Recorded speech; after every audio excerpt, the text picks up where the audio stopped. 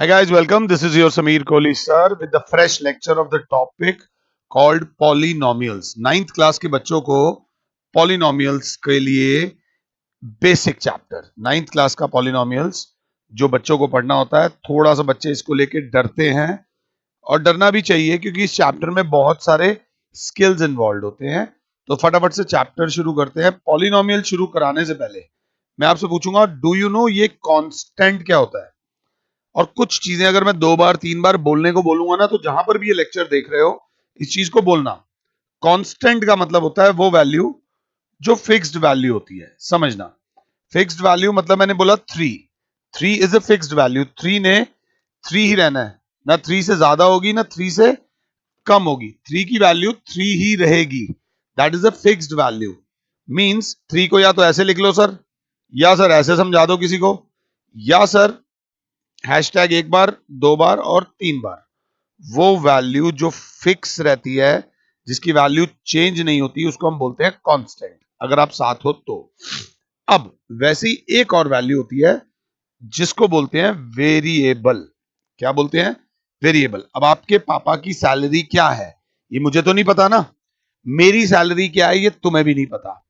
तो जो चीज हमें नहीं पता होती उस वैल्यू को, let us take it as X, तो उस वैल्यू को हम बोलते हैं वेरिएबल। अब तुम्हारे पापा की सैलरी अगर एक्स है तो मेरे पापा की सैलरी क्या हो गई? वाई। किसी और बच्चे के पापा की सैलरी क्या हो गई? जेड। तो वो एक्सप्रेशन जिसमें एक्स वाई और जेड होते हैं, उन एक्सप्रेशंस को बोलते हैं वेरिएबल्स। अब ध्यान से समझना, एक बच्चे ने कहा सर अच्छा आपके पापा की सैलरी इतनी है, सपोज वाई है, तो मेरे पापा की सैलरी वाई स्क्वायर है। तो ये वेरिएबल का स्क्वायर भी वेरिएबल होता है। तो अब हमने क्या करना है, हमने कांस्टेंट और वेरिएबल को चिपका देना है। कांस्टेंट और वेरिएबल जैसे कि 3x, 4x square plus 7y, 7x square plus 3y। ध्यान से देख लीजिएगा, x square plus 7x plus 6।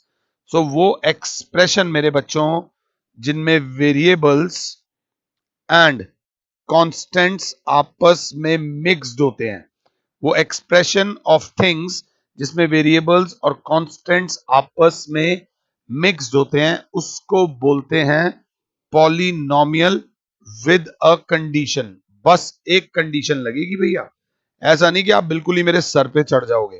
Please, एक कंडीशन क्या लगेगी कि वेरिएबल कुछ भी हो। वेरिएबल मतलब X Y Z T V कुछ भी हो, बट वेरिएबल की जो पावर होगी, वेरिएबल की जो पावर होगी, एक तो वो नेगेटिव ना हो, और एक वेरिएबल की पावर फ्रैक्शंस में ना हो। ये दो बातें याद रख लेना। वेरिएबल की पावर एक तो माइनस में नहीं चलेगी। पॉलिनोमियल वो होगा जिसके अंदर कांस्टेंट्स और वेरिएबल का मिक्सचर होता है विद अ कंडीशन। हाथ के हाथ इस चीज को लिख लो कि वेरिएबल की पावर नेगेटिव ना हो और वेरिएबल की पावर फ्रैक्शन में ना हो।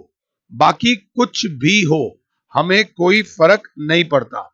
फॉर एग्जाम्पल, यहां पर 7x square plus 3x plus 2, 3x plus 2 और सिर्फ प्लस 2। तो इनमें से बताइए कौन कौन पॉलिनोमियल्स हैं। आपने जिस चीज को देखना है उसे देखना।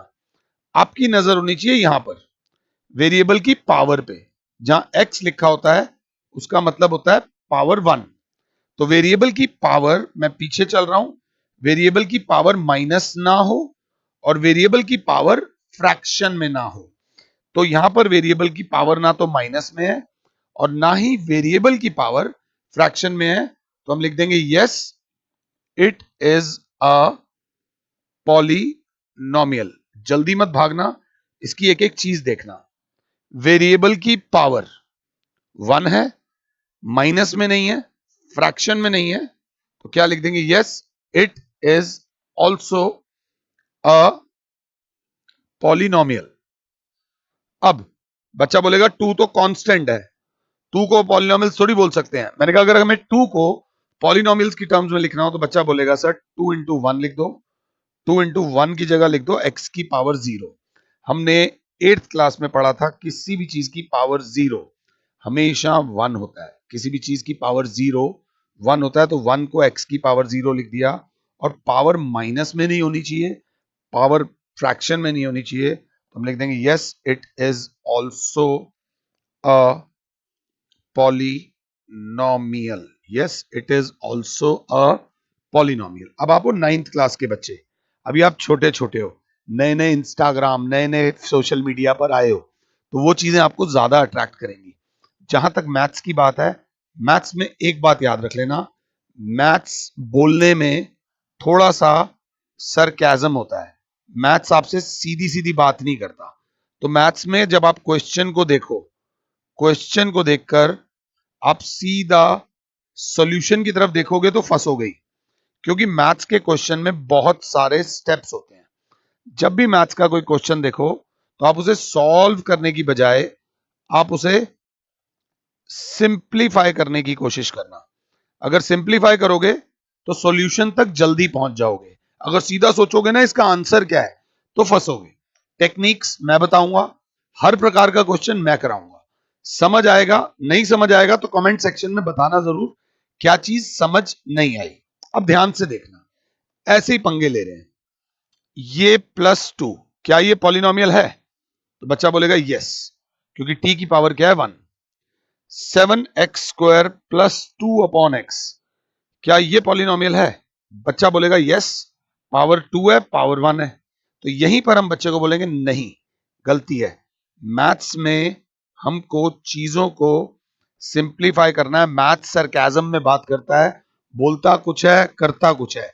यही मैथ्स की खास बात है, सरल भाषा में नहीं बोलेगा। 7 तो x² है, प्लस ये जो 2 की पावर x है, ये ऊपर आकर 2x की पावर क्या हो जाएगा -1।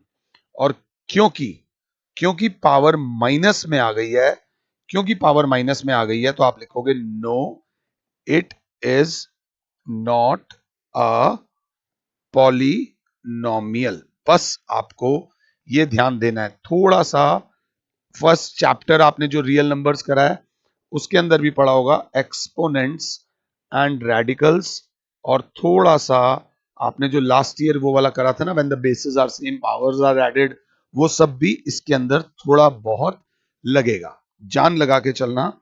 मैंने आपसे बोला x की power -2/x³ +4x² is a polynomial और नॉट। तो बच्चे ने फटाक से लिख दिया no it is not a polynomial, क्योंकि पावर -2 में है।